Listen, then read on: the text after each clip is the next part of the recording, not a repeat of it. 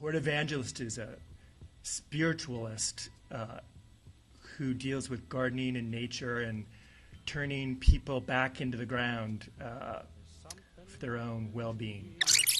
Of course, nature, given to its own devices, will overtake us eventually. And that's one of my favorite things about gardening, one of the things I love to teach people. Anyone out there that wants to call and talk about, for instance, that George Bush is a homosexual? A horde evangelist is someone who preaches the gospel of gardening. My farm actually used to be a burial ground for a native culture. There's not much horticulture here, though. That's not true at all. Well, job-wise. Oh, right.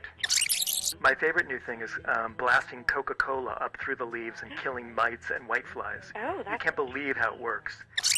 I love the fact that it's sort of kosher to go into people's yards and pick a couple oranges.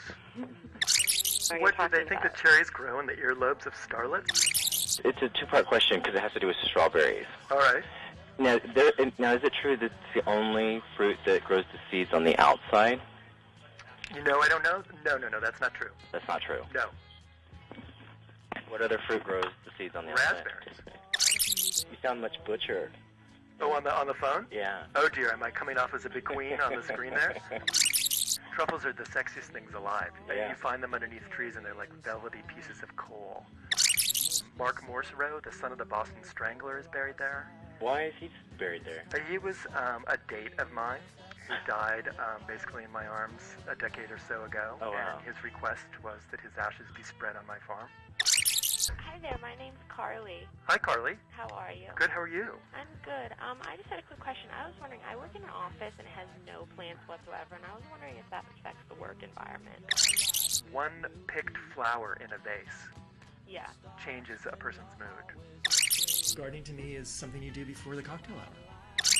I want a humane way to deal with the possible munchies of my herbs. Oh. I mentioned earlier in the show, I know that you're of the generation that you're probably not streaming this internet TV show, but my favorite new remedy for many issues having to do with munchies and mites and whiteflies is Coca-Cola. Coca-Cola? I hope an addict's not going to come to eat my plants. And what do you do to take relief? Oh, I was thinking about, punching people. I would suggest that you need to break the trend, and the way that I do it is by noticing something that's out of your control, and that to me is always nature. If you run to the window and look at a tree. Would it help if I got, a little office, a little plant for my desk? It would make a huge difference. Well, bamboo is very problematic. Some of them are so beautiful, but they can be really invasive. And there's, I just met this, or I didn't meet him, I heard about this guy up in Portland, Oregon. I think his name is Lloyd Dubois. And all he does is take out bamboo. I really suggest that any of you out there who is still thinking that the lawn has any place in society should really think twice. I mean, if anything, that is the carpet of the Antichrist. All right, remember, just start with one simple plan and it'll change your life.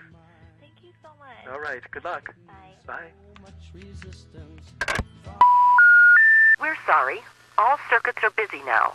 Will you please try your call again later?